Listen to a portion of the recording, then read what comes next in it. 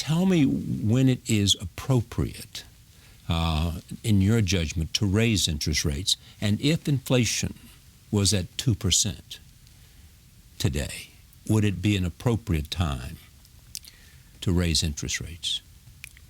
Well, the inflation rate is really central to this because inflation has been quite low, and there, for good reasons, the Fed has set a target for inflation of 2% a year, which was done while I was chairman.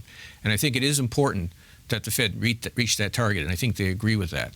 So the judgment they're making is this. First, how strong will the economy be? Will the economy continue to be growing at a pace sufficient to keep putting people back to work and to have the economy heating up enough that inflation will move back to target?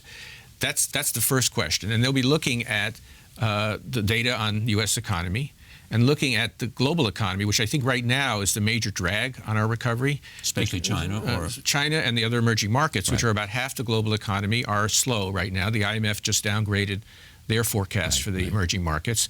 And that has been affecting our exports and has been hurting financial markets to some extent.